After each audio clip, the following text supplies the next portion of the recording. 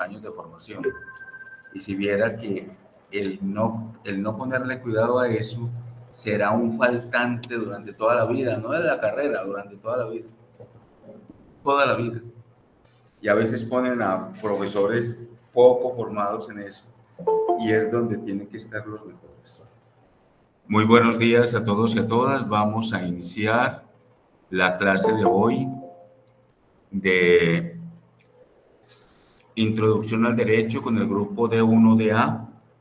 Estoy acompañado por 11 estudiantes en plataforma y un estudiante en el aula 703 de Bancolombia. Hubo que cambiar porque el portero, aún sabiendo que el aula no funcionaba, me la dio. Lamento el impasse y los saludo muy especialmente Anderson Mora, Harrison Mosquera, John Jairo López, José Roberto Gómez, Juan Álvaro Poronda, María José Moreno, María Melisa Gutiérrez, Milton Bayona, Paula Andrea Herrera y Ricardo Antonio Agudelo. Y aquí tengo al estudiante Marlon Hurtado. Por favor, avísale que siempre viene aquella estudiante. Estamos en el 703.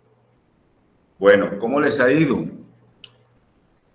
Yo les envié ayer en la tarde, en la noche, lo del ABA. Y también, ya ustedes saben, pues sus notas. También debo de decir que fue en este curso donde se obtuvo la mayor nota en el parcial. Hubo 2 estudiantes de mayor nota de todos los 3 cursos que yo tengo, lo cual me hace pensar que los resultados están muy a la media y hay que intensificar la lectura. Ustedes saben que en Derecho la lectura es fundamental y prestarle mucha atención, no a la interpretación, porque es que una cosa es una proposición y otra cosa es una interpretación. Aquí no estamos proponiendo interpretaciones, estamos proponiendo proposiciones. Ustedes deben hacer un esfuerzo, además, para que las situaciones en derecho queden bien logradas, de tal suerte que en el evento que les corresponda leer y fundamentar, puedan hacerlo. Buenos días, ¿qué tal? Hay algún estudiante que me decía estos días, estábamos socializando situaciones y me decía que no conocía la lectura de una sentencia. Yo les he dicho a ustedes que las lecturas de las sentencias se dividen en 3. Eso no quiere decir para que no las lean, al contrario, es para que las lean. Pero las sentencias tienen 3 momentos fundamentales, tienen 3 situaciones fundamentales, que si en esa sentencia faltaran esas 3 situaciones, faltaríamos al fundamento de la sentencia. ¿A qué me estoy refiriendo en efecto? Me estoy refiriendo a las pretensiones, a la obiter dicta y a la ratio decidente. Pero quiero tener una claridad con lo de las pretensiones. ¿A qué claridad me refiero? Me refiero a la claridad de que las pretensiones en la sentencia no son las tensiones que yo a ustedes les estaba diciendo estos días. Porque en efecto, una sentencia para efectos de interpretarla, ahí sí para interpretarla, hay una tensión, siempre habrá una tensión entre la obiter dicta y la ratio decidente, claro. Siempre, o si no, ¿para qué eso puede ser? ¿Cierto? Eso no tendría objeto. No tendría objeto si entre la obiter dicta y la ratio decidente no hay una tensión. Entonces estaríamos hablando pues de cualquier otra cosa distinta a una sentencia. Recuerden, las pretensiones de una sentencia por lo regular son de un ciudadano que pide, que solicita ser recuperado en un derecho, por lo regular. Hay excepciones, que se le proteja en su derecho, pero resulta ser como tan grave que se vuelve una sentencia solemnísima, como sucede con la sentencia 224 que ya trabajamos, ¿se acuerdan? Un ciudadano común y corriente le pregunta a un juez de la República, porque fue inicialmente un juez de la República, ve, ¿cuál es la moral del pueblo colombiano? Y el juez de la República, pues, se queda como sin argumentos para responder, y es ahí donde la Corte entra y sale esa sentencia solemnísima, pero muy delicada la sentencia. Ustedes verán que durante toda su carrera habrá alusión a esa sentencia por lo delicada que es. ¿Por qué delicada? Delicada porque moral y derecho en Colombia no se deslindan. Moral y derecho en Colombia siempre estarán unidos. Eso sí, tengan presente eso. Queridos jóvenes, por favor, tengan cuidado con las tensiones, porque pretensión es antes de las tensiones. ¿Sí? Ahora usted dirá, pero entonces, ¿por qué la sentencia unilateralmente las trabaja distinto? Sí, porque la sentencia está invocando lo que invocó el ciudadano. ¿Sí? Pero la sentencia realmente no habla de la tensión, es decir, al comienzo. Es que la tensión no te la muestra, la tensión la muestra el que la leyó. Espero que estas situaciones les den claridad para que ustedes puedan ir haciendo sus trabajos, para que puedan ir ahondando en el derecho, para que puedan ir progresando en el derecho, para que puedan ir haciendo lo que deben hacer. Muy bien.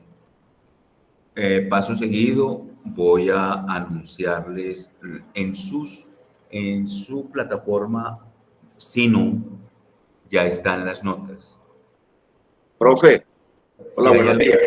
Si hay alguna inconformidad, ahora la trabajamos en el privado. Yo, por medida cautelar, yo las notas no las confirmo hasta que los estudiantes no las conozcan. Eso no es cosa mía solamente, eso está en el reglamento estudiantil de esta institución, que ningún estudiante se le asuma la nota en la plataforma sin que él las conozca. Yo he sido, pues, qué pena yo decirlo, pues yo me lo tengo que decir a mí mismo porque ustedes no me lo dicen, pero soy demasiado respetuoso con las notas de los estudiantes. Tampoco lo veo reflejado en las evaluaciones que ustedes hacen de mí. No veo por ahí ninguna parte que digan, el profesor respeta nuestras notas. Bueno, el caso es que en este momento están sin confirmar. Terminada la clase, vamos a terminar un poquito antes para hacer eso. Si hay alguna inconformidad, pero no solo, pues inconformidad, yo siempre tendría inconformidad con mis notas, ¿cierto? Siempre querría que fueran más altas. No tanto inconformidad, sino que si hay alguna cuestión que no esté conforme, eso es la no conformidad, pues las miramos, ¿cierto? Por el privado ahorita o se pueden quedar por acá, como quieran, para así ya darles confirmar a las notas. Bueno, ¿qué me iban a decir? Algo parecido a eso, ¿cierto? Bueno, muy bien. Ustedes recuerdan que para la clase de hace 8 días, yo había asignado una agenda, ¿se acuerdan? Y les había preguntado qué era derecho administrativo, qué era derecho, esas ramas del derecho que tenemos en Colombia. Ustedes saben que las ramas del derecho en Colombia no son las mismas ramas del derecho en Ecuador. De pronto coincidimos con algunas, pero no son iguales. ¿Y por qué Colombia no hace derecho comparado con Ecuador? ¿Nos han preguntado eso? ¿Y por qué si lo hacemos con Argentina? ¿Y por qué si lo hacemos con Chile? Y de pronto lo hacemos con México. Y de países de Europa lo hacemos con Italia, de vez en cuando. ¿Ah? Porque nuestro sistema jurídico no es igual, no es unilateral. ¿Hay coincidencias? Sí, claro. A ver, de los que están en plataforma, de los que están aquí, ¿cuál coincidencia hay estandarizada en el derecho hispanoparlante? O sea, de los que hablamos español. ¿Cuál coincidencia grandísima existe que nos hace incluso pueblos hermanos? Yo no creo que no solamente el idioma nos hace hermanos, no solamente la religión nos hace hermanos. Hay el derecho, el elemento de la justicia nos tiene que ser hermanos. Oiga, eso tan especial. Los latinoamericanos somos hermanos porque hablamos y nos comunicamos y nos identificamos. Y somos híbridos. Pues el más creidito que seamos de nosotros, llega a Europa y nos vende el capote. O sea, somos híbridos. La primera. La segunda, híbridos, entiéndamelo como mestizaje. Somos producto de un gran mestizaje. Segundo, tenemos otra connotación. ¿Cuál es? Hispanoparlantes. Nos comunicamos. Pero la tercera y la más bella me parece a mí, la que nos hace más hermanos me parece a mí, es que tenemos un fundamento de justicia intercomunicado entre los pueblos hispanoparlantes. ¿Cuál es? Ya lo he mencionado muchas veces en este curso. Ah, no van a responder. Voy a ofrecer, no, jamás. Voy a ofrecer entonces... ¿Que el sistema jurídico es oral actualmente? No, porque hay algunos que no lo tienen. A mí se me confunde Uruguay o Paraguay. Uno de esos no lo tiene oral. O el tema de que se está, de que hoy se habla más del iuspositivismo y no del iusnaturalismo. Pues está emparentado, pero eso tiene nombre. Eso tiene nombre. Hombre, ¿cómo se van a perder esta compensación? ¿Cómo se van a perder? Voy a ampliarla. Espere un momentico, voy a ampliarla. Ese sistema facultativo de derecho que nos hace hermanos, que nos hace tener una alusión a la justicia, ¿cuál es? Estado 1, social de derecho. 2, 3, 4 y 5. Código, el código civil. Ya, se perdieron un 5, ni el tremendo. Espero que cuando estén haciendo mi evaluación pongan, él nos da oportunidades, nosotros no sabemos aprovecharlas. ¿Sabe cómo se llama eso? Bloque de constitucionalidad. Bloque de constitucionalidad. ¿Qué es el bloque de constitucionalidad?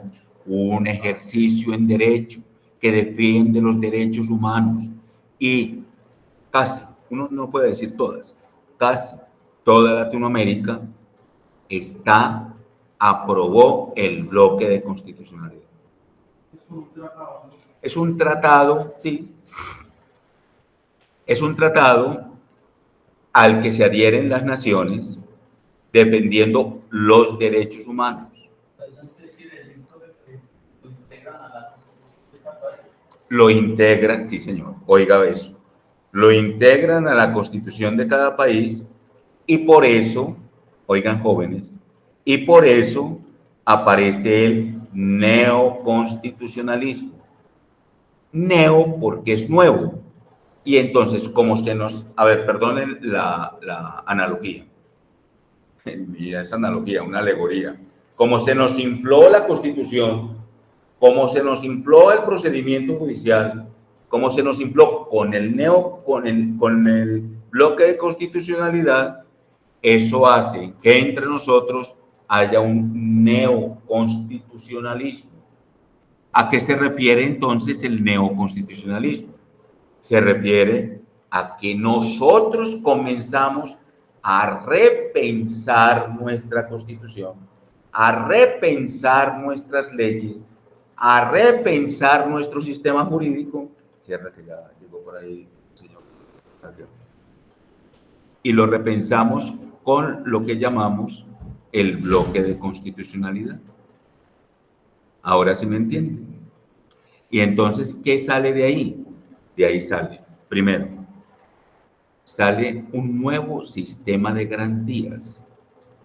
De ahí sale también un nuevo manejo jurídico. Y sale de ahí también una nueva racionalización jurídica, porque ya no podemos pensar jurídicamente de la misma manera. Ahí sí se van dando cuenta, pues, cómo es la cosa, ¿cierto? Yo creo que ya no volvemos a hablar en este curso de eso, pero les quiero contar algo al respecto.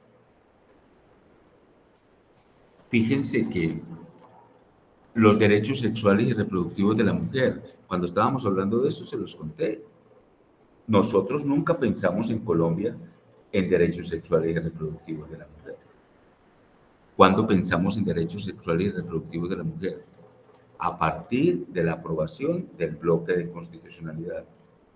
Porque no lo habíamos pensado antes, teniendo juristas tan elegantes en el país. ¿Por qué no lo pensamos antes? Háganse esa pregunta. ¿Y por qué lo pensamos? ¿Por qué lo pensamos ya ahora? ¿Ya? ¿Por qué lo pensamos solo ahora y no antes? Y eso de los derechos sexuales y reproductivos de la mujer, las tiritas. Imagínense que es. Imagínense que eso dio como resultado la sentencia 355 del año 2006 que despenalizó el aborto en Colombia.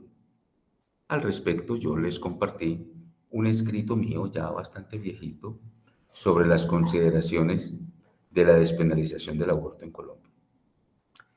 Apostados en eso, Colombia ha fundamentado el derecho a la autonomía, como lo tenemos en este momento. Y yo les demostré en un escrito mío también que creo que se nos fue la mano en la autonomía. Aquella autonomía que Carlos Gaviria proponía con tanta vehemencia y que en su texto La defensa de la autonomía en un país heterónomo no lo demostró a cabalidad. Pero ustedes fueron testigos, les tocó ser testigos estudiando Derecho.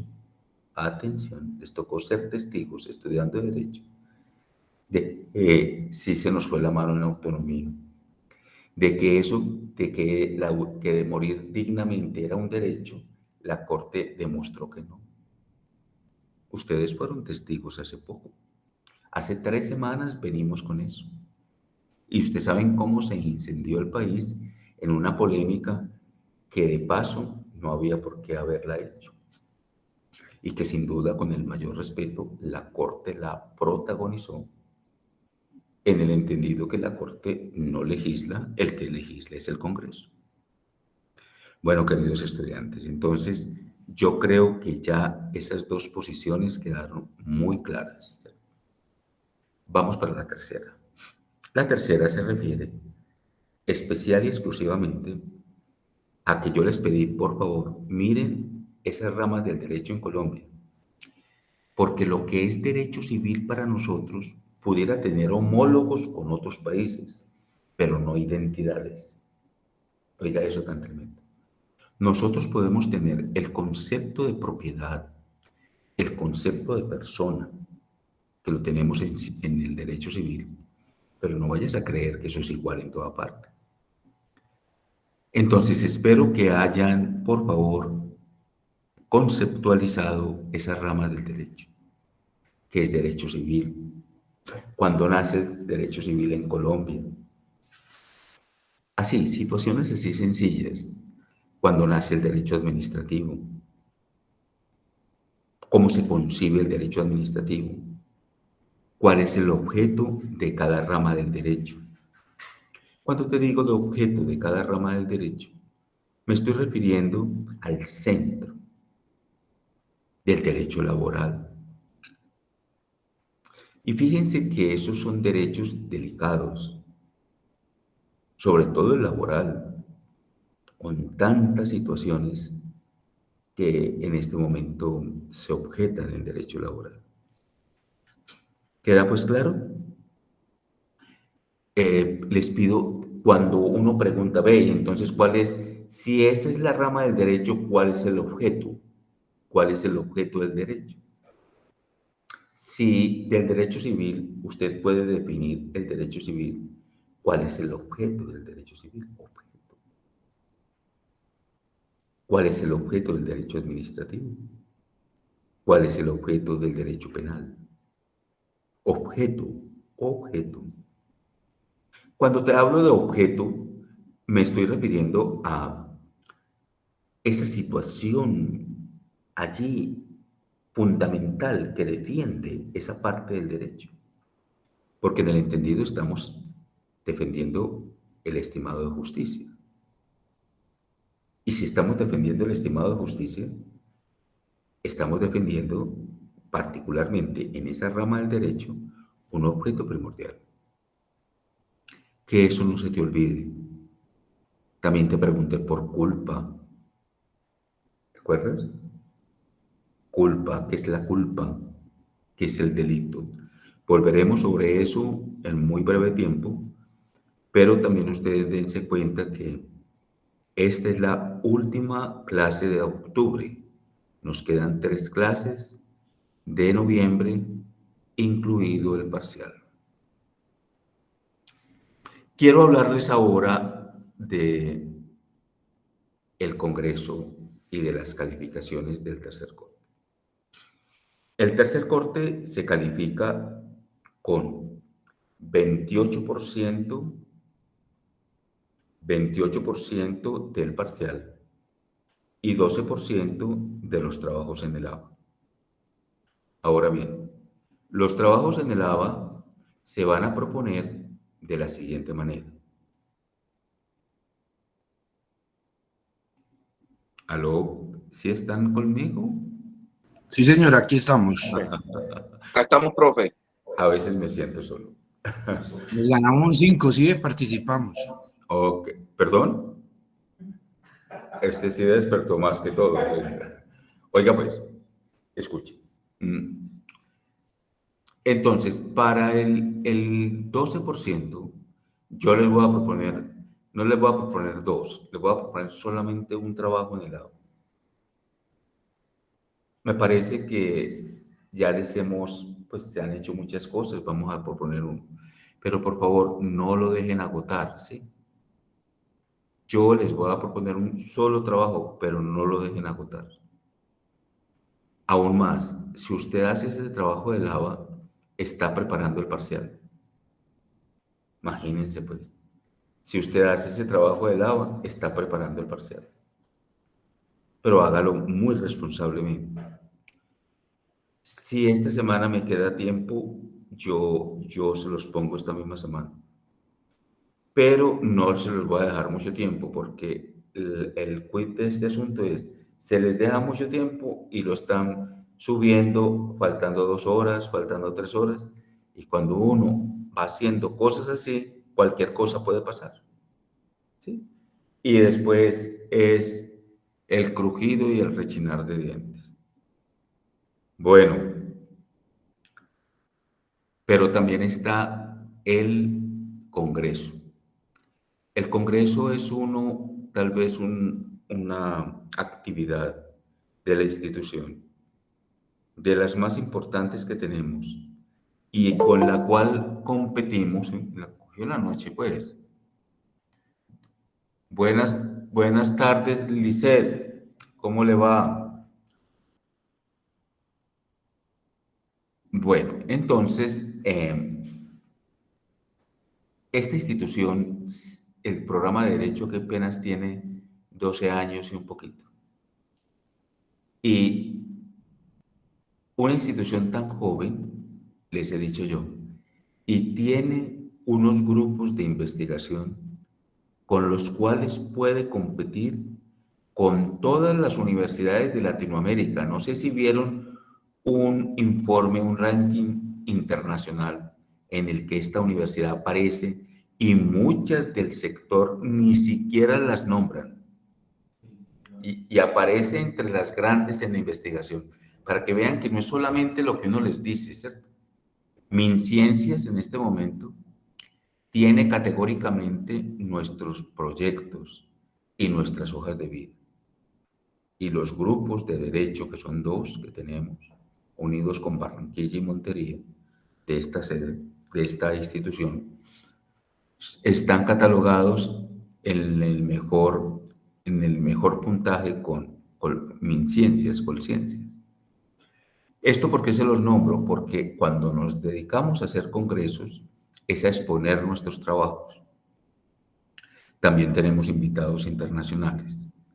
Entonces, queridos estudiantes, en el congreso de este año voy a exponer por primera vez con una estudiante de primer semestre. Vamos a exponer sobre las representaciones sociales del bioderecho en las facultades de medicina apostadas en Medellín. Medellín siendo una ciudad, que sigue siendo una ciudad provincial, así nosotros no queramos, pero una ciudad provincial. Cuando la vamos a comparar con Río de Janeiro, pues, o cómo la vamos a comparar con Buenos Aires. Medellín tiene 7 facultades de medicina. Ahora que está tan en boga particularidades de derecho con la acción de los médicos y la acción del actuar médico y del área de la salud, consideramos, o yo consideré, que era necesario conocer las influencias del bioderecho en esa clase de instituciones. Son 6 privadas y una pública, me refiero a las facultades de medicina. Voy a estar entonces, como le digo, con un estudiante de primer semestre. Espero ustedes puedan inscribirse al Congreso. Si ustedes se inscriben al Congreso, yo creo que es tercera semana de noviembre. Si ustedes se inscriben al Congreso, yo sé que todos los profesores les van a dar al menos prebendas con ese asunto. María, sí. La misma duda de María José, es que en el correo no han dado información y el link dice inscríbete acá y todavía no está habilitado, o sea, no han dado información de si es presencial, virtual, el costo que tiene el seminario. No, yo creo que el Congreso sí va a ser virtual. Va a ser virtual por todas las cosas. Pero ustedes deben de buscar la página y ahí también hay un teléfono de contacto. Busquen para que se inscriban lo más pronto posible. Si se inscriben 4, reciben un descuento, pero háganlo para que, miren, no lo digo solamente por esta asignatura, por todas. Yo sé que los profesores estarán ofreciendo incentivos para ese asunto.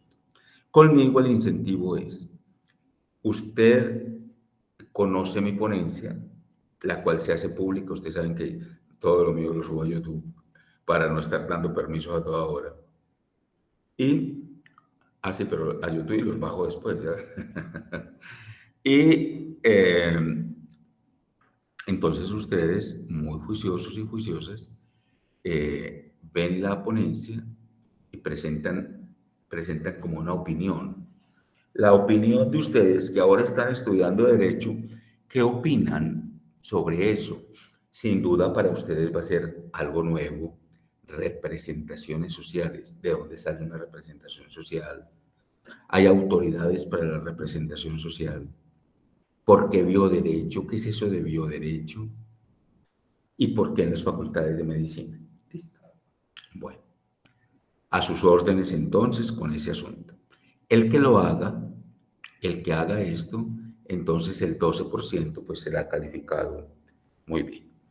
Claro que también hay que hacerlo muy bien. Yo he tenido estudiantes, les voy a contar que recibo sorpresas, que hay que enviar así una situación así como esta y envían cualquier cosa. Con tal de que uno vea el archivo, entonces, no, ya lo envié. O yo abro archivo por archivo.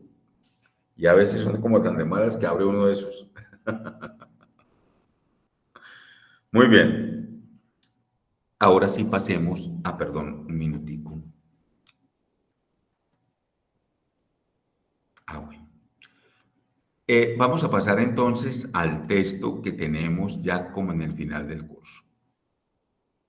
Hace 8 días yo les presenté el texto, ¿cierto? Les presenté el contexto del texto, ¿recuerdan?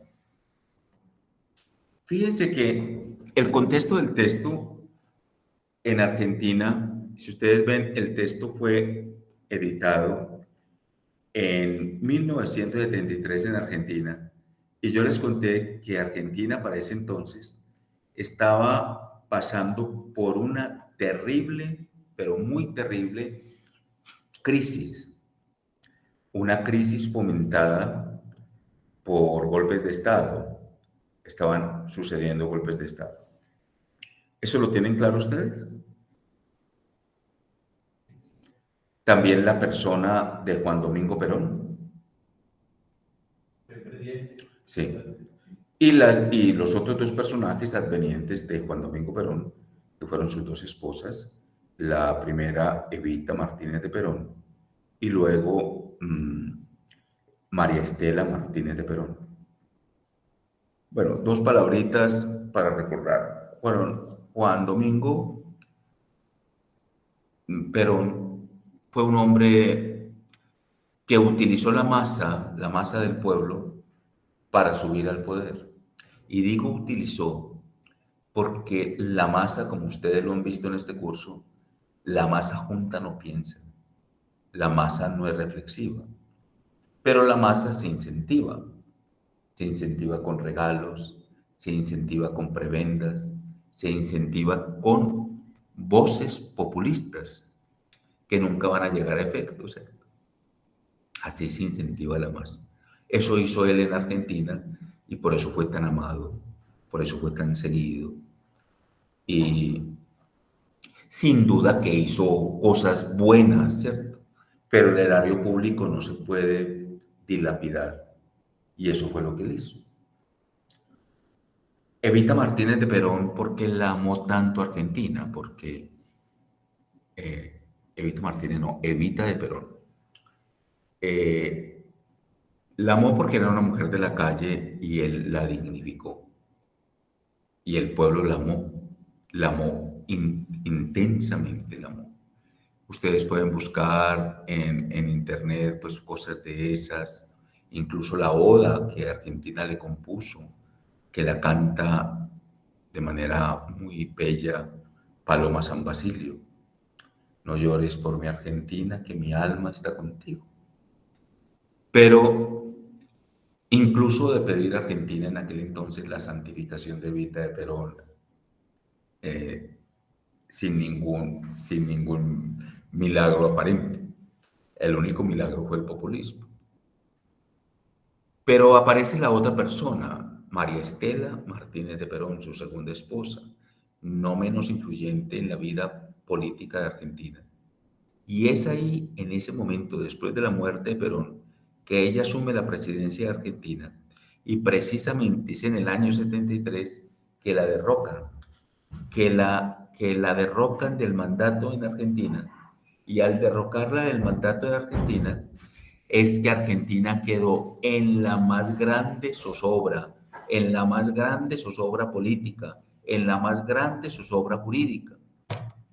Pues bien, jóvenes, este texto es de esa zozobra jurídica, de un derecho amordazado, de un derecho encarcelado, de un derecho que no puede tener oportunidades. Ese es el contexto de ese texto. Pero seguramente ustedes se pueden estar preguntando, ¿pero por qué si Argentina es Argentina y Colombia es Colombia? ¿Por qué ese texto puede ser afín a nuestro contexto? Ese texto es afín a nuestro contexto porque a nosotros nos sucedió una cosa parecida, incluso antes de ellos. Y entonces dirán ustedes, pero así sea que nos sucedió una cosa parecida, no sucedió mucho antes de ellos. ¿Por qué la alusión? Ahorita vamos a la alusión.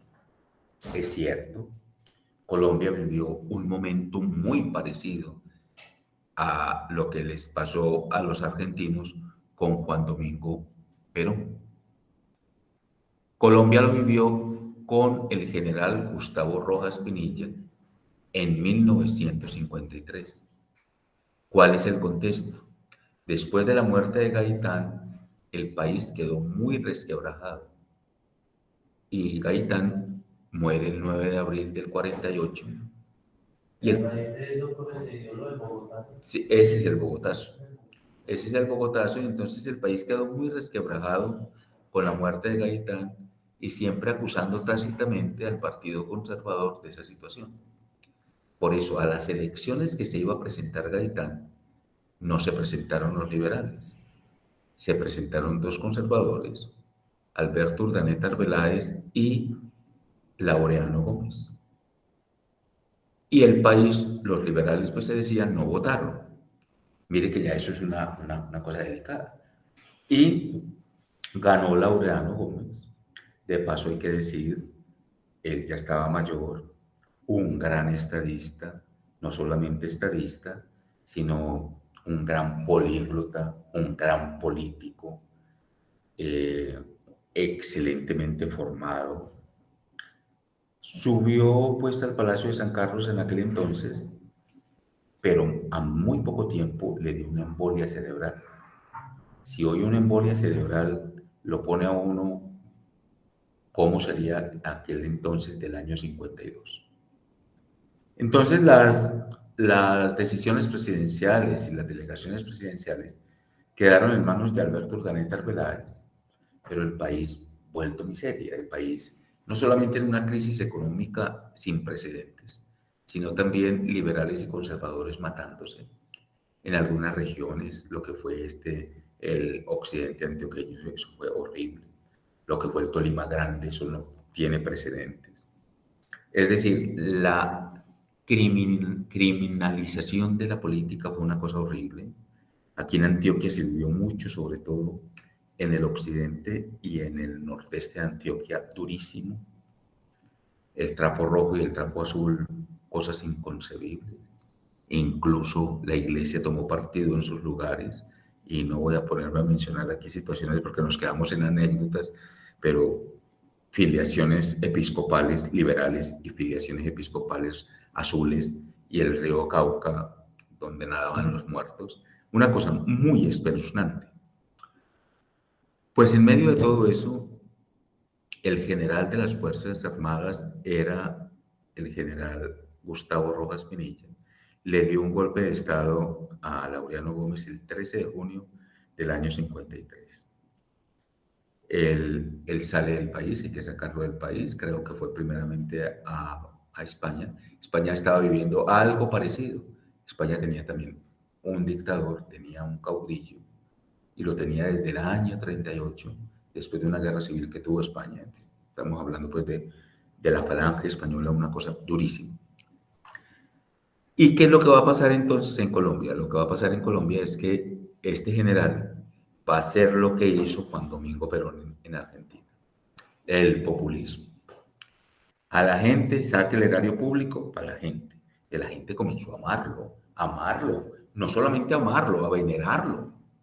Y a su hija, que todavía vive, María Eugenia Rojas de Moreno Díaz, la mamá del alcalde de no feliz memoria en Bogotá, el alcalde Moreno, ella es la madre de... Imagínense pues lo que viene. Sin embargo, en ese gobierno, valga la pena decirlo, si se puede llamar gobierno, en esa tiranía despótica, donde el derecho está amenazado, donde el derecho está amordazado, la mujer tuvo por primera vez cédula, fue en ese gobierno, en el año 56. Y las cédulas de las mujeres, las primeras mujeres que tuvieron cédula aquí en Colombia, fue doña Carola, la esposa de él, y María Eugenia de Moreno Díaz, que todavía vive, la segunda cédula del país. Por eso ven ustedes que las cédulas de las mujeres, los números codificantes son distintos. Hasta hace relativamente poco, uno sabía qué generación tenían los de las cédulas. Ahora no, porque comenzaron a hacer, la registraduría aprobó tener otras cédulas pasadas, otros nuevos códigos, y ya ahora es un poco difícil. Llegamos como a 71, yo no conozco la 72 en los hombres, conozco la 71. Y las mujeres van en la 32, ¿cierto? Sí, 32. pero ya otras, a las más jóvenes, ya es un numeral con un serial distinto. Un serial distinto. Sí, un serial distinto. Bueno, entonces, a ver, terminemos con el general. Imagínense un país con todas las alcaldías y las gobernaciones con militares. Fue muy denotado aquí en Antioquia el gobernador general Pío V Rengifo. A él se le debe lo de la Cuarta Brigada. Fue un tiempo muy difícil. Pero ¿qué pasa en ese tiempo? El derecho está amordazado. Lo que le pasó a Argentina en el año 73 nos pasó a nosotros entre 1953 y 1958. El erario público tirado, los regalos al populismo. Por favor, consulten en internet la llegada de María Eugenia Rojas de Moreno Díaz a Medellín. Estaba soltera, a regalar muñecas y carros a los niños. Una barbaridad. Los barrios de hoy en Medellín, arriba de Santa Cruz, Villa del Socorro, esos barrios los fundó ella. Esos barrios que están arriba de la Feria de Ganado, Florencia, pero sobre todo Florencia. Miren, todavía hay casas de ese tiempo del crédito territorial que incluso la gente la partió en 3 y quedaban grandes. Esas son las casas de esa época. Eso es lo de esa época. Ahí quedó un monumento visible de lo que eran. Unas casas con unos frentes tremendos. Y después la gente la dividió en 3 y todavía quedaban grandes. Eso es fruto de esa época. Eso es fruto de esa época. Entonces, no les puedo dar más referencias, ustedes ya las buscan, pero ese es ese momento. Pero ¿qué pasa con el derecho? Un derecho amordazado, un derecho que no aparece, un derecho que no está en ninguna parte, porque el derecho en una tiranía no está en ninguna parte. El derecho en una tiranía está amordazado. Entonces, por eso les decía que eran 2 situaciones muy especiales, las que vivió Argentina y las que vivió Colombia, muy parecidas, en momentos históricos distintos, pero muy parecidas. Hay mucha anécdota con el general Rojas Pinilla, pero voy a mencionar solo 2 y ahí paramos con esto. ¿Ah? Yo sí soy muy viejo, pero no tanto. Imagínense que el general fue tan duro como Juan Domingo Perón pero es que Juan Domingo Perón no fue militar y este era militar. A Juan Domingo Perón, antes bien, trató de sacar el país de esas tiranías. Por eso son emblemáticos los 2 personajes, pero este de aquí era militar y la cosa ya era distinta. Sí, porque es que era un militar despótico, en cambio Juan Domingo Perón no era ni general y había ganado era por voto popular. Aquí van a conocer por qué los 2 se van a relacionar tanto, sobre todo en lo siguiente. El general Rojas Pinilla, entonces vamos a terminarlo ahí. Todo el que se levantara contra él lo desaparecía, así de simple, así de simple. Entonces los jóvenes del país, los universitarios del país, hacían unas jornadas juntamente con todos los universitarios de Latinoamérica, ojo a eso. Son las jornadas de junio, creo que es del 6 al 10, que en Argentina habían muerto, pero hacía rato es que Argentina pasó por muchos momentos de tiranía, unos jóvenes que se levantaron contra un tirano y los mataron. Entonces todos los jóvenes universitarios del país se levantan, no se levantaron, todavía se levantan, en los primeros días de junio en contra de esa situación. Pues lo mismo hicieron en el año 53, póngale cuidado. Entonces se levantaron los jóvenes prebendas y aprovecharon abajo el tirano, no querían, volvamos a la democracia, en Cali en especial. Llegaron los tanques, retírense, no nos retiraron, los acabaron. Un parque que se llama el Parque de Santa María en Cali. El país comenzó a pedir, ¿pero qué es esto?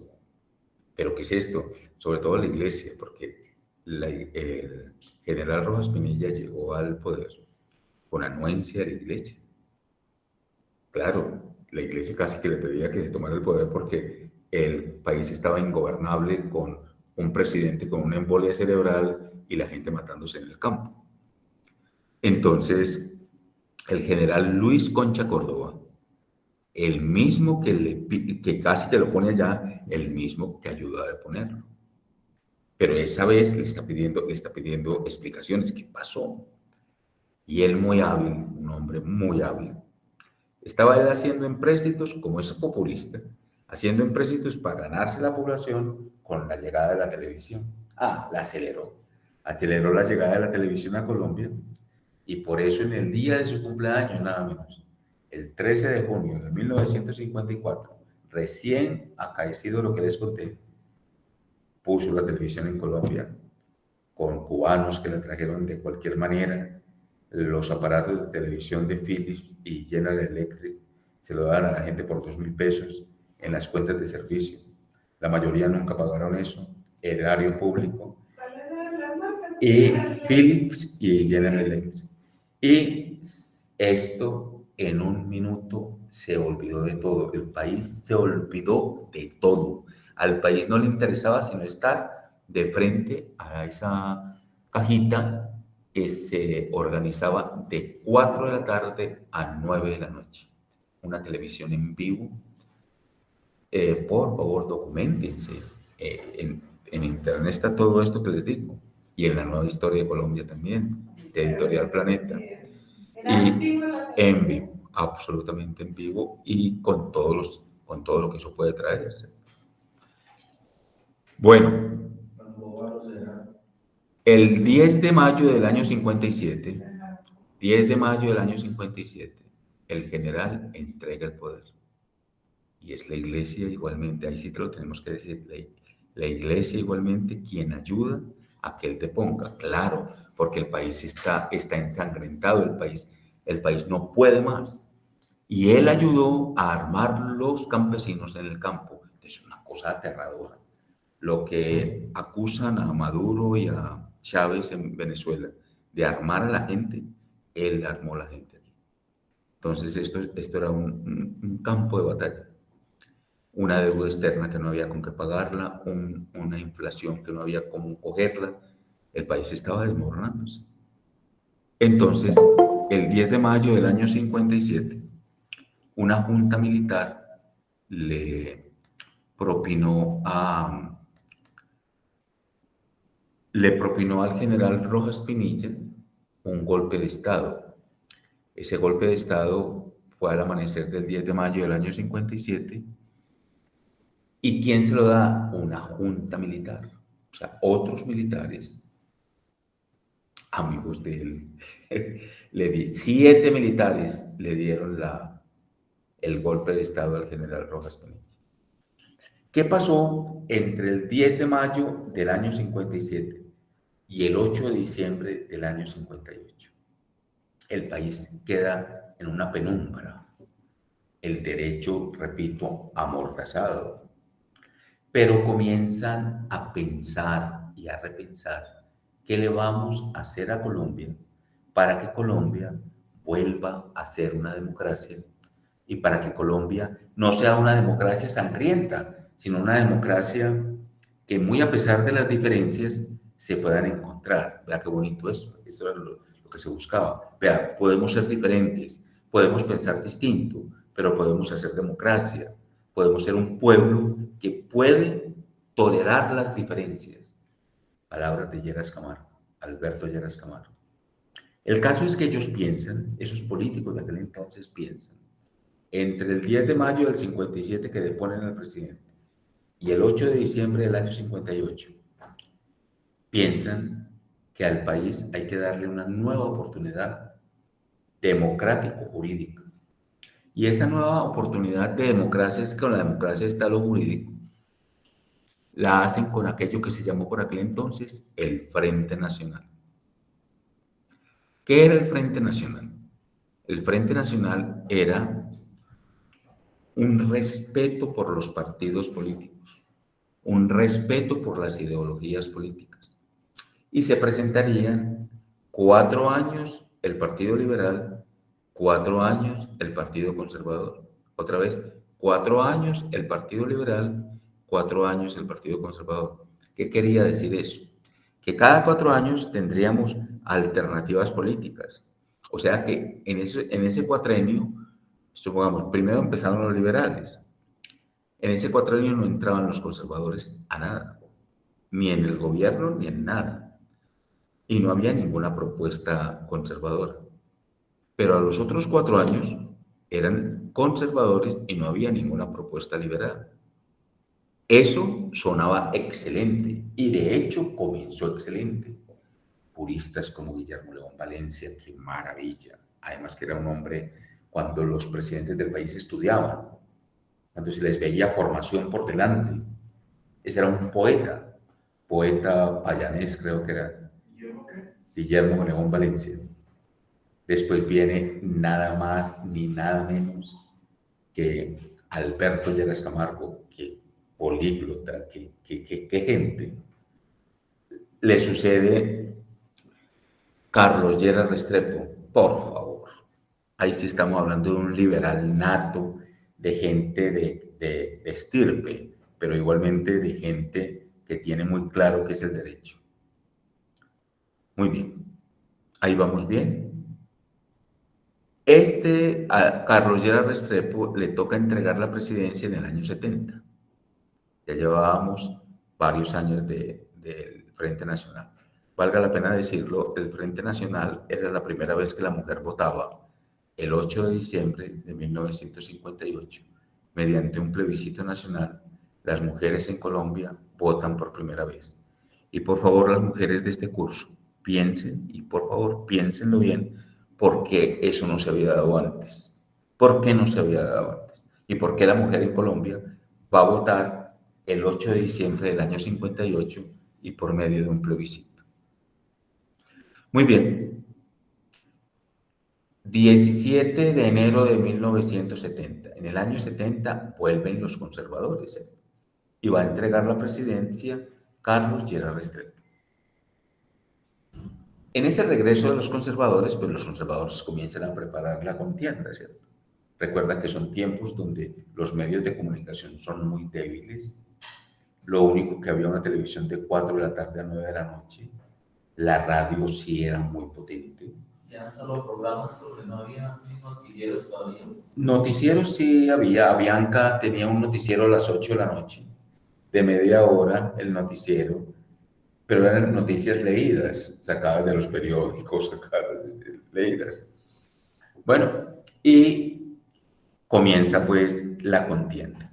Pero el 17 de enero de 1970 aparece en el escenario, ya como ciudadano colombiano, sin ninguna prebenda, el general Gustavo Rojas Pinilla. El país se desbocó a recibirlo. ¿Se pueden imaginar eso? Llegó del exilio nuestro mandatario y llegó a fundar un nuevo partido político con tendencia conservadora. Lo llamó Alianza Nacional Popular, la ANAP.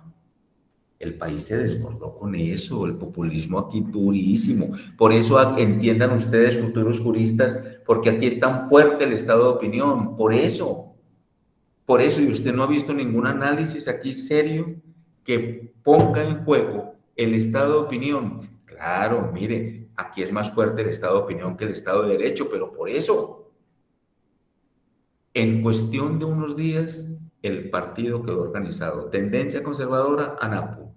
Me voy a presentar a las elecciones y el país se desbordó. Estamos hablando de apenas de enero, febrero, marzo. Las elecciones eran el 19 de abril de 1970. Los candidatos, te repito, eran conservadores. Entonces estaba Evaristo Surdís por la costa, un hombre muy ecuánime, un empresario costeño, conservador. Por el centro estaba Misael Pastrana Borrero, el papá de él, y estaba Belisario Betancor, pero Belisario Betancor para ese entonces estaba muy joven. Esos eran los candidatos. Y el general Gustavo Rojas Pinilla como ciudadano común y corriente por la NAP. Bueno, ya se pueden imaginar lo que fue el populismo, eso sí fue una verdadera contienda electoral, pero mucho. Y sobre todo era el tiempo en que no había nada digital, no habían, porque ni se pensaba. Si les sirve alguna cosa, los computadores que tenía EPM, que era la única que tenía computadores, eran unas cosas inmensas, grandes, donde pasaban unas hojas inmensas para las cosas de los servicios. Era lo único que había que se pudiera pensar de otra manera en el manejo numérico y en el manejo ni siquiera digital de las cosas, era mecanográfico. Pues jóvenes, esa era la situación aquí en ese entonces. 19 de abril de 1970. El pueblo en la calle. La registraduría, lo único que tenía era la radio. La registraduría por la noche ya estaba mostrando como único ganador a Rojas Pinilla. Al día siguiente, el único ganador, el Misael Pastrana Borrero.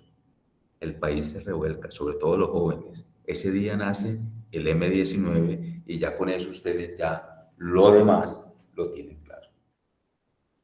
Ya sabrán las fuerzas políticas por donde se fueron, las fuerzas revolucionarias por donde se fueron.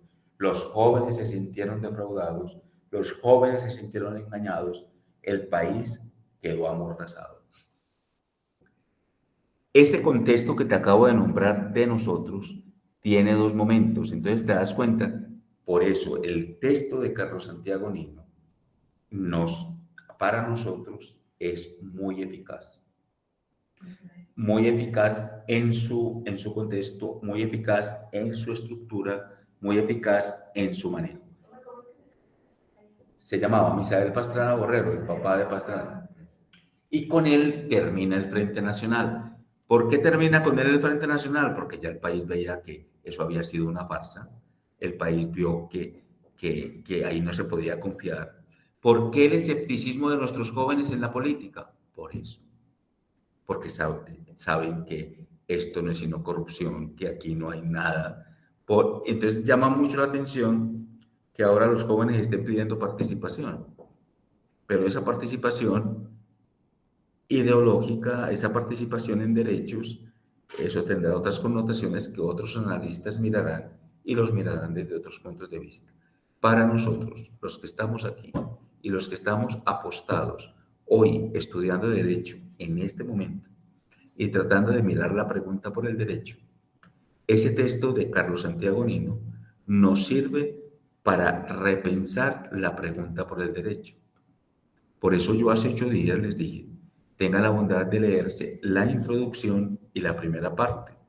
La primera parte de ese texto. Empieza muy bonito, parece a mí cuando dice que el derecho como el aire está en todas partes. Exacto. Ajá. Entonces, Miren,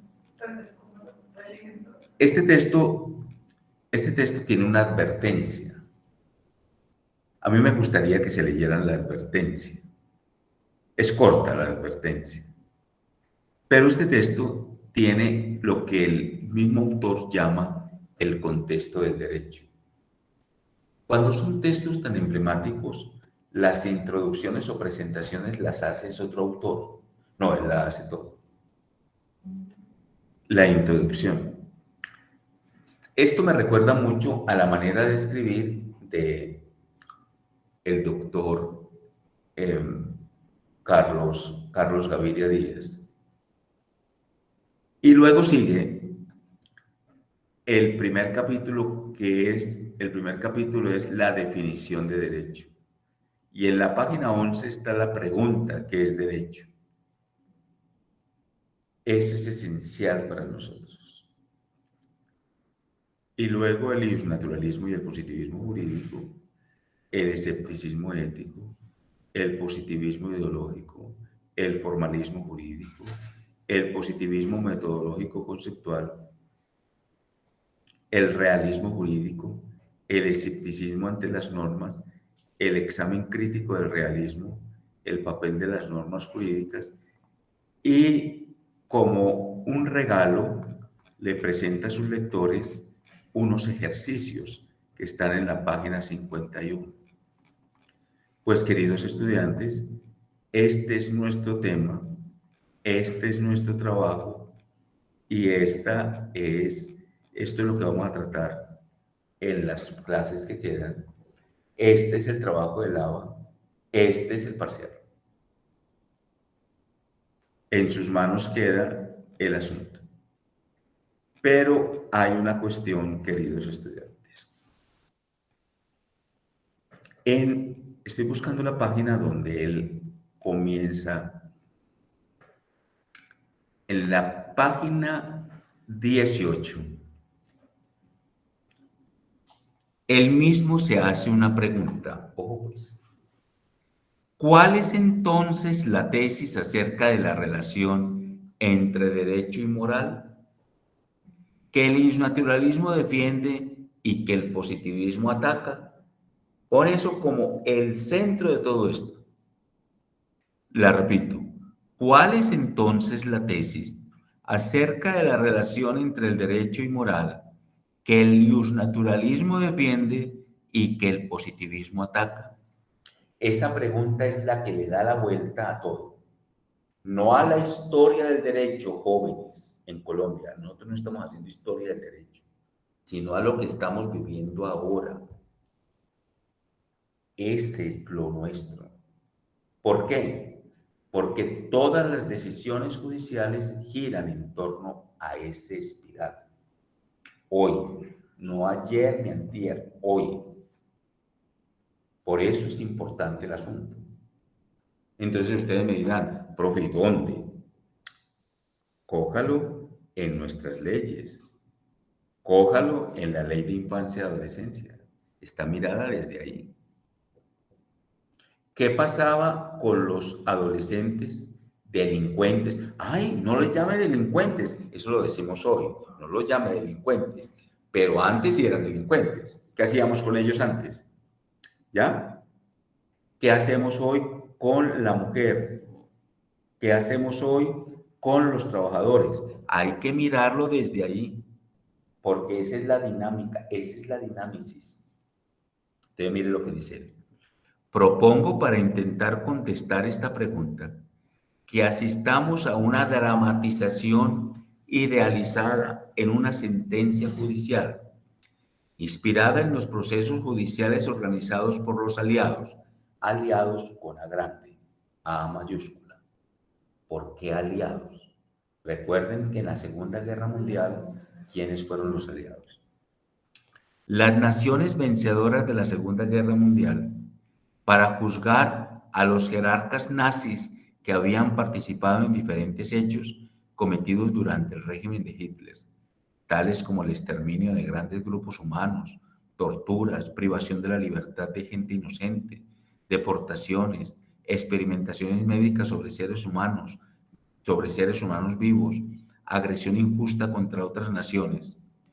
Estos procesos ofrecieron la particularidad de reavivar el debate entre el positivismo y el justnaturalismo y de llamar la atención sobre el hecho de que la posición que se adoptara en ese debate podría tener consecuencias prácticas muy significativas.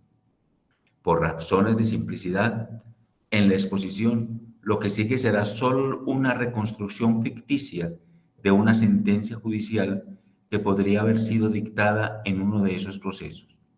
No se pretende respetar la verdad histórica sobre los argumentos realmente aducidos por los jueces, en algunos de ellos en particular. Cualquier parecido con la realidad será pues casi una coincidencia. Y comienza el asunto. Léanselo, porque veo en ustedes que ni siquiera han cogido el texto. Comienza en la página 18. Sigue en la página 19, la 20, la 21, la 22, la 23, la 24, la 25 y la 26, la 27 y termina en la 27. En la 27 termina y mire con la pregunta que termina. ¿Qué es lo que sostienen pues el iusnaturalismo y el positivismo. Ahí tiene. Es un gran texto. Si los textos antes yo se los afamaba a los que estábamos leyendo, el texto final de este curso es este. Y este, si les digo, pues cobre cualquier expectativa. Mejor dicho, este texto, si se lo leen, es la síntesis de los anteriores. Y con este texto tienen ustedes de dónde fundamentar cualquier otra clase de experiencia, cualquier otra clase de fundamentación clara o dispersa. Con esto tienen. Pero comiencen a leerlo. Esto no se lee la víspera del examen. Yo recuerdo cuando yo era niño, mis hermanos iban a estudiar, cuando tenían exámenes finales, en esa época había un examen, nos vamos a estudiar al cementerio, me parecía tan raro, al cementerio, y se iban a estudiar al cementerio de San Pedro. Y el lugar con más silencio. Sí, era como eso. Y se iban a estudiar al cementerio, me parecía tan raro eso. A mí, siendo yo niño, me parecía eso extraordinario. Y rogaba para que me llevaran para ver pues para ver cómo era eso. Pero lo que yo notaba en mis hermanos es que no se concentraban, no se concentraban ni en el cementerio. Y entonces, ahora digo yo, esa gente iba a estudiar al cementerio, pero podían haber estado en cualquier otro lugar y nunca se iban a concentrar. Yo creo que ustedes, no los estoy invitando a que vayan al cementerio a estudiar, pero sí les digo que se concéntrense en sus trabajos, concéntrense en esto, pero comiencen la lectura ya. Una lectura a vísperas no les sirve. De la 1 a la 11. ¿Cómo? Yo ya leí de la 1 a la 11.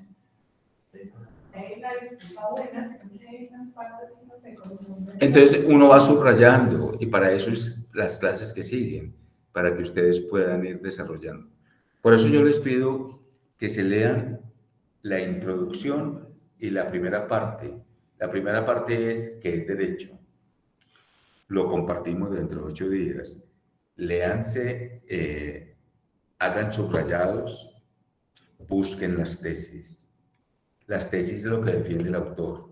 Yo voy a tener que imprimirlo porque la semana pasada lo abrí para ver si encontraba el librito y que está botado en hace rato no se ve ese librito. Pero eso no se encuentra en cualquier parte.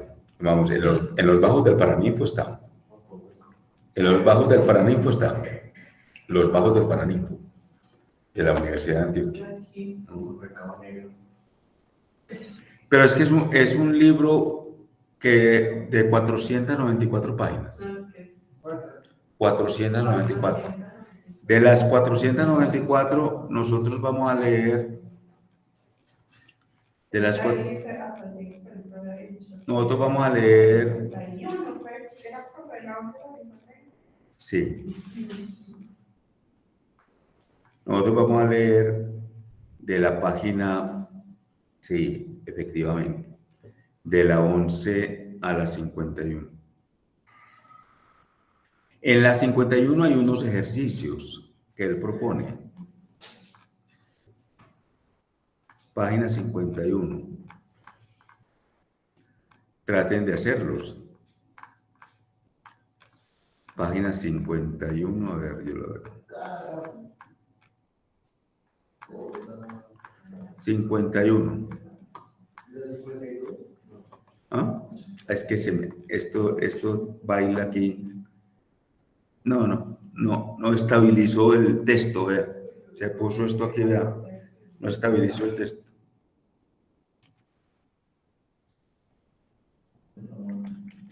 Bueno, jóvenes que están en la plataforma, preguntas al respecto.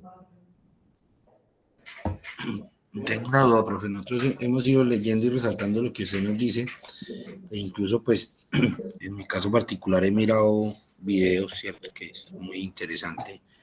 Y pues lo que habla el primer capítulo realmente es eso, lo que es, busca la definición de derecho en general, ¿cierto? Sí. Sobre eso nosotros al final, ¿qué vamos a presentarle a usted para ir? Sobre ese primer capítulo. ¿O solo es para irlo trabajando en clase? No, espera, estoy buscando aquí los ejercicios, oiga. Los que tienen el texto ahí, traten de entrar a este ejercicio que el autor propone, ¿sí? Está en la página 51. Es que son muchos los ejercicios que él propone. Voy a leer algunos. Ya tienen la página 51. ¿Aló? Sí, profe. Página Sí, 51. profe. Bueno, yo estoy tratando de llegar porque este computador es que se adelante en el texto. Es la hoja 67 del archivo. Sí, sí, sí. Muy bien eso. Bueno, yo llegué. Mire cómo comienza. Analice y comente el siguiente párrafo de un distinguido civilista. Noción verdadera de derecho. El derecho es el orden social justo. Tal es la tesis de Renard, a la que nosotros adherimos. En efecto, el derecho es la fuerza o es una regla que trasciende la vida. No hay otra alternativa.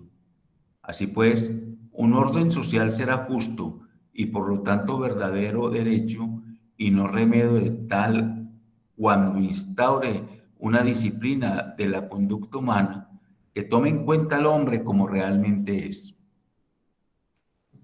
Es que eso es lo complicado de eso. Segundo, señale con un mismo signo las frases que la palabra derecho esté usada en un mismo sentido. Imagínense pues. Tercero, el sentido de las cosas es la gramática especial de la semántica. La semántica es el sentido de las cosas. La interpretación que usted da del sentido de las cosas. Pero es que eso a veces parece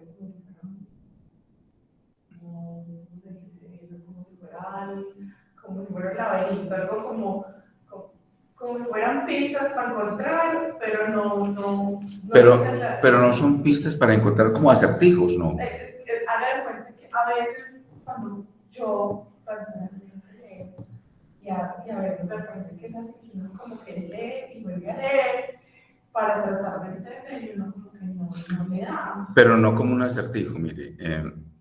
Supongamos, haga esta composición del lugar. Usted va en un carro y va en un carro por todo Girardot. Y ese carro para en el semáforo por allí cerca de Niquitao. Niquitao es un barrio muy cerca a Medellín, pero las personas son de muy escasos recursos. Ese semáforo es muy largo. Usted ve venir allá un muchacho de unos 15 años o 16, de pantaloneta y de camisilla. Usted advierte que ese muchacho ni se ha aseado ni se ha bañado. Viene de la mano con un niño. El niño viene descalzo y entran en una tienda de la esquina. El muchacho camina más rápido que el niño. El niño está más acosado para caminar. Todavía el semáforo está ahí y ellos salen de la tienda. El muchacho lleva en su mano un cuadro de jabón Rey. Vuelven a pasar en la misma situación y el semáforo no ha cambiado. Usted, de eso que acaba de ver, usted puede hacer una interpretación del lugar. Yo estoy ahí sentado, viendo pasar todo eso. El semáforo sin pasar, ahí hay una composición del lugar. Ojo con esas composiciones de lugares. Que son reales, que son ficticias. Aquí no importan tanto si son reales o son ficticias, sino lo que eso en un lugar semiótico, se llama así, en un lugar de interpretación de caracteres, es decir, de eso que te aparece, no puede ser otro sino eso. Entonces, sobre ese muchacho, ¿qué vas a decir? Que ese muchacho es un universitario, que ese muchacho lleva a ese niño ahí, pero que ese niño no tiene que ver nada con él. No. Alguna afiliación tienes con él. Que el niño vaya descalzo es una connotación importante. Que saquen de esa tienda un jabón Rey es más importante todavía. Entonces, fíjate que todos esos elementos, que son elementos dados en carácter, dados en fundamentación en ese espacio y en ese tiempo, en ese espacio y en ese tiempo hay dos coordenadas que se cruzan. Y eso hace una interpretación del lugar, una interpretación de espacio, una interpretación de tiempo, una interpretación de personajes. Pues eso es lo que en derecho siempre habría que hacer. Eso es lo que hace un fiscal de una situación que no tienen clara. Y lo que se necesita en ese momento es que entre un defensor a proponer otra. Pero si el defensor viene con una debilidad a asumir la primera, perdió el caso. Y te estoy hablando de cosas de penal que son durísimas. Cuando el otro le cede, cuando le cedió, eso se llevó. Porque lo que está haciendo el otro es una composición del lugar. En estos días va a haber un concurso en la Fiscalía. Ustedes saben que son concursos públicos y todos los pliegos de ese concurso son públicos. Conozcan los pliegos para que vean qué es lo que le preguntan a un abogado que quiere estar en la Fiscalía. Y no está separado de lo que te estoy diciendo.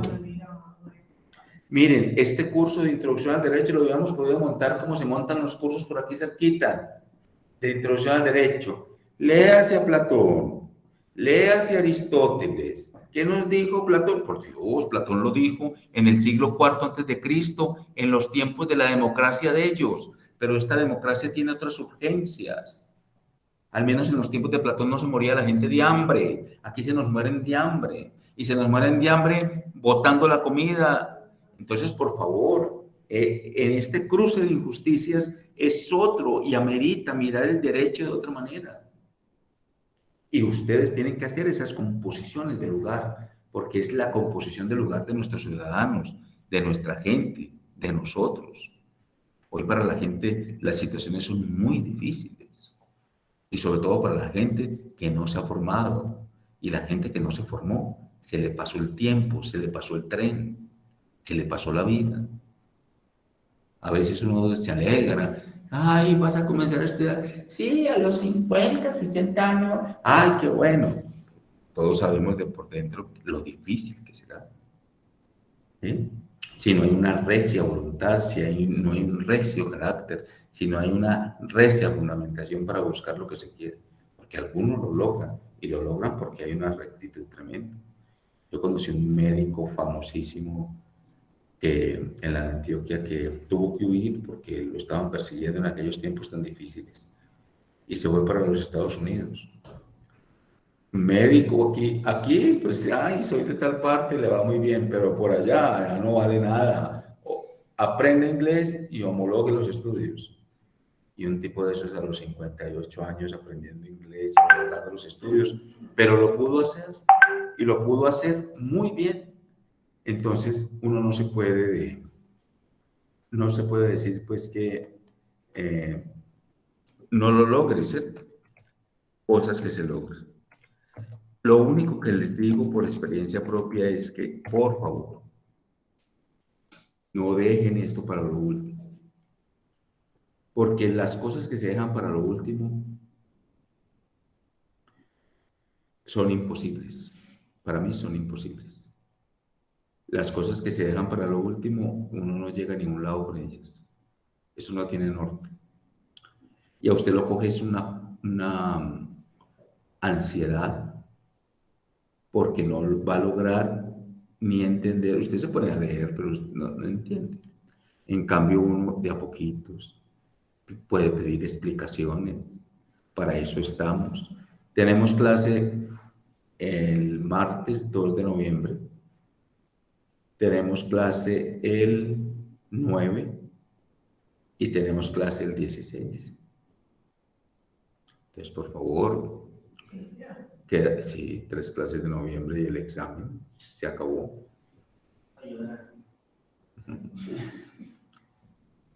Y en esto es muy importante lograrlo. Sí, la vida se nos está yendo muy fácil. Yo me acuerdo en agosto que yo me enojaba con esos de Olímpica que decían que ya llegó diciembre. Yo decía, estos miserables son. ¿Ah? Hay un barrio, no, en agosto. A mí también me da rabia, a mí también me da muy bien que diciembre y prácticamente toca así. Pero mire, ya llegó noviembre. Mire, usted me va a creer que en Itagüí hay un barrio, en Itagüí.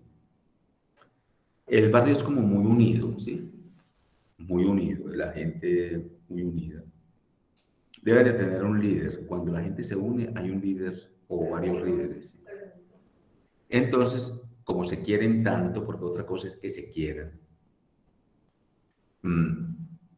hacen un fin de semana de julio, pero yo sé que es en julio, la Navidad, con pesebres, noticias, rezan, todo lo hacen en una noche, todo lo hacen en una noche, pero esa bailan, tiran pólvora, de todo, hacen novena, de todo, de todo, de todo.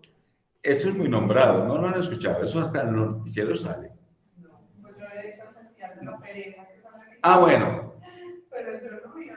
pero esta es una exuberancia. Y se anotan a eso.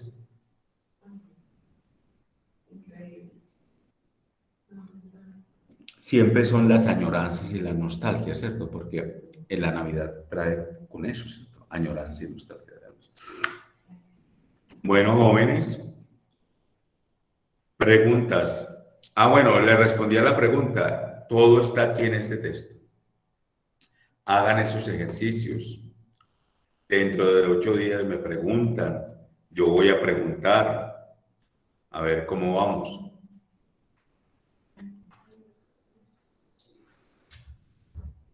Yo voy a dar un espacio porque hay unos estudiantes que tienen dudas con sus notas.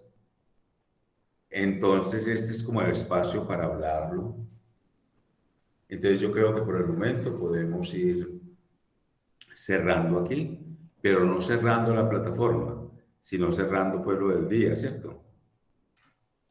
¿Les parece? Listo, profe. Entonces, quien tenga alguna duda o quiera preguntar algo o que quiera que hablemos de las notas, me dice, lo atiendo por acá o por el privado y con mucho gusto. Profe, hola, buenos días, ¿cómo estás? ¿Qué Don Harry. hubo? ¿Cómo le ha ido? Excelente, profe, ¿y usted? Bien, yo ya en la excelencia no puedo estar, pero al menos... Profe, sí, profe, yo tengo, ¿se acuerda que yo le escribí el día de anoche? Porque yo monté los trabajos a tiempo y ahí en la plataforma está calificado, pero en el reporte de notas usted no me las pasó. Voy a mirar, espérate un momentico, vamos mirando en el ABA.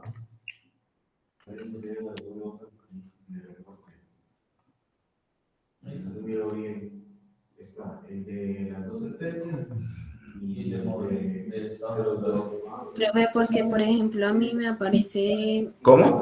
a mí me aparece la nota del examen, pero no Espérate, la de los trabajos. yo le soluciono esto a este muchacho y sigo contigo. ¿O será que no están revisando cada uno de ellos que están ahí?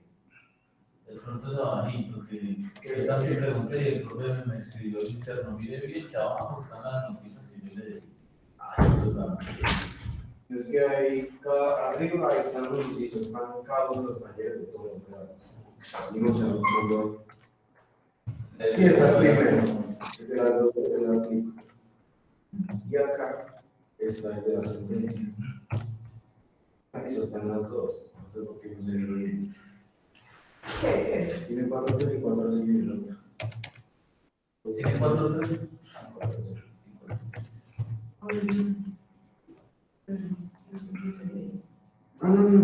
No, de las notas. Bueno, Y una sola y la otra al lado.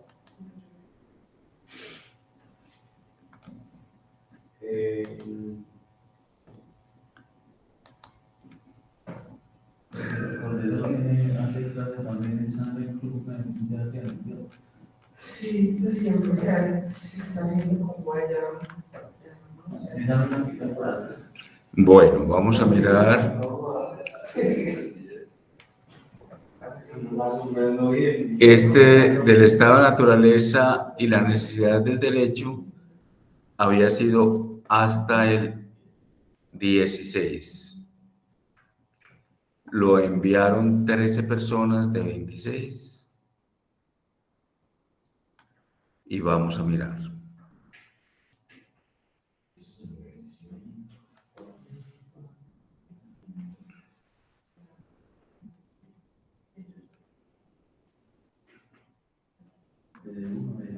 Queda parecido a la otra. Profe, que incluso ahí en la plataforma abajo me aparece la calificación, una 430 y otra 450, pero en el listado que usted manda de la nota no estoy yo ahí, aparezco con nota 0. Ya me ha repetido eso mismo 3 veces, yo ya lo comprendí. Espérate un momentico a ver. ¿Cómo es tu apellido? Mosquera Rentería, profe. Eso.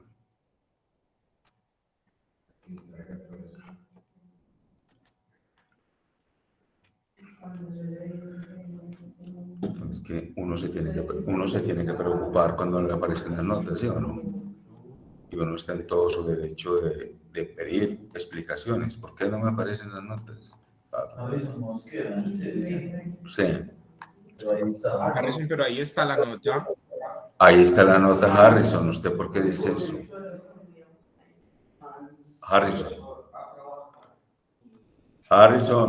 Profe, ahí está mirando todo. Profe, hola, profe. Usted es que no ha mirado su grupo, ahí están las notas. Profe, es Profe, que yo- él aparece 2 veces en el listado. En un primer instante aparece con nota y luego más abajo aparece nuevamente sin nota. Sin nota, no. epa. Aparece No. una sola nota y son 2, entonces la otra me aparece en 0, teacher, profe. No, ahí está. Ahí está. Ahí está la nota Harrison. Pero yo abro nuevamente, profe, el documento, qué pena, disculpe. Harrison, solo que usted en el archivo aparece 2 veces.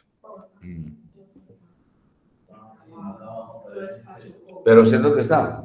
Sí, ahí tiene la nota. 4,5, 4,3 el Ahí estado apareció la nota que natural. está haciendo el cero. Y en la otra 4,5. Oiga, 4,3 y 4,5 Harrison. ¿Listo? Listo, pero ya voy a revisar, Lo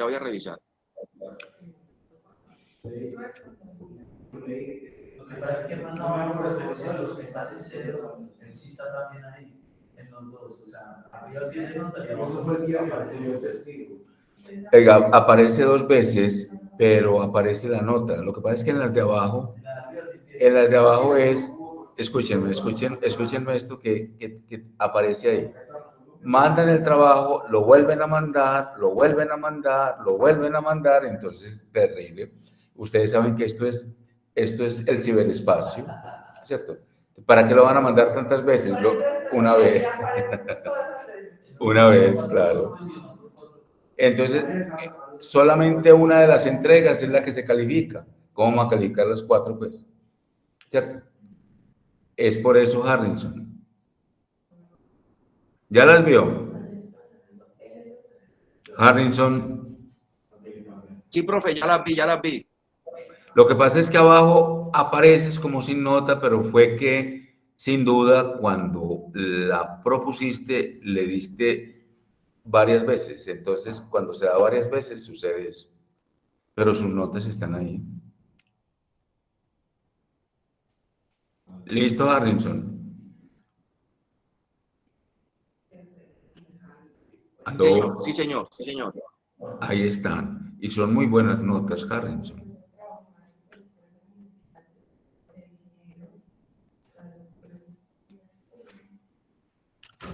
Harrison.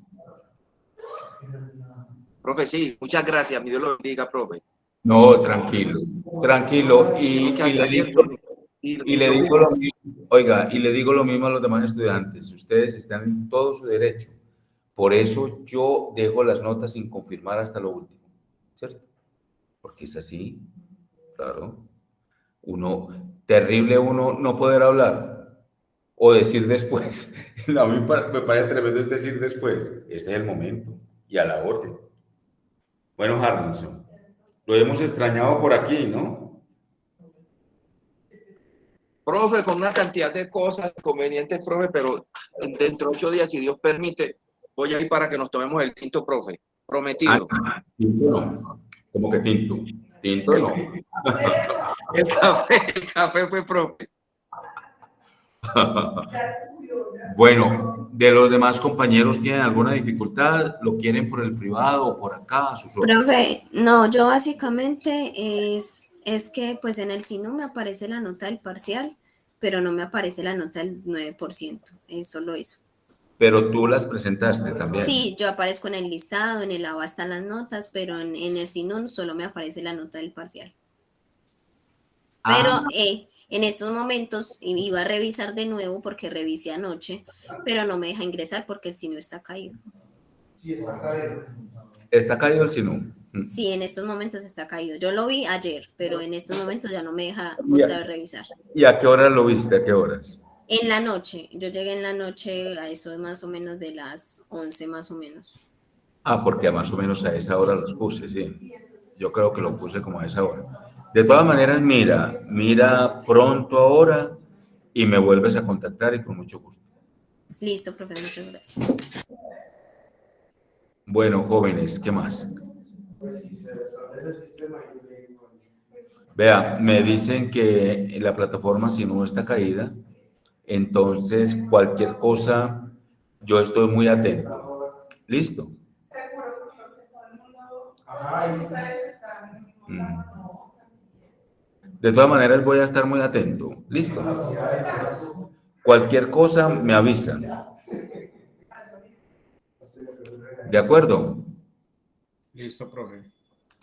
Bueno, jóvenes. Quedamos así entonces para dentro de 8 días. Yo voy a estar pendiente de la plataforma porque en este momento está caída, pero vamos a tratar de organizar. Por favor, léanse lo que les propuse. Léanse el texto con la introducción y la pregunta por el derecho. También, por favor, hagan los ejercicios. Pregúntenme sobre los ejercicios. Los ejercicios son muy buenos. Sí. No le eche la fiada, empecé a leer, no le eche la fiada. Es que él escribe a sus estudiantes. Ese texto es escribirle a sus estudiantes. Yo voy a escribir una fotocopia, me interesa terminar de leer. Está bueno, sí. Es bueno el texto. Profe, a pedir una tutoría con usted. Bueno. Aquí preguntan algo que todos ustedes tienen derecho a esto. Las tutorías en todas las asignaturas. Las tutorías son un derecho de los estudiantes y es un deber de los profesores. Conmigo es sino que digan, pero se deben de sugerir, ¿cierto? Yo creo que es allá en la administración, ustedes dicen, vea, queremos tutoría de esto con este. Formalmente, sí, y estoy atento, pero me cuentan si les respondieron o qué. Muy importante las tutorías y la institución se las ofrece a los estudiantes con mucho gusto. ¿Y la pedimos a la literatura? Sí, allá hay una niña, hay 2 niñas, una que se llama Keila y otra niña que se llama Viviana. Y son asistentes del programa de Derecho y ustedes dicen, vea, necesito una tutoría para hacerla formal. Porque nosotros tenemos que proponer, miren, porque nosotros cada mes, los profesores, cada mes presentamos a la administración lo que hemos hecho, no solamente las clases, lo que venimos haciendo. Y las tutorías es una de las situaciones, pero nosotros tenemos que demostrar que sí lo hicimos. Entonces ustedes hagan lo que con mucho gusto. La hacemos virtual, presencial, hacemos toda una tertulia, si ustedes quieren. A sus órdenes. Además que es un derecho de ustedes. Y no conmigo, con todos. Maravilloso. Maravilloso. Maravilloso. Bueno, jóvenes, Me alegra pues mucho. Me gustaría que antes que terminara el curso vinieran por acá. Ustedes saben que aquí estamos, no con menos dificultades que antes, pero hoy comenzamos a las 15, porque pudiéramos haber iniciado antes, pero es que... El caos de la ciudad. No, no el caos de la ciudad, aquí para obtener con internet. Bueno, jóvenes, me alegra saludarlos, estoy a su disposición. Cualquier cosa me marcan por el privado, si es de notas antes de la tarde, ¿sí?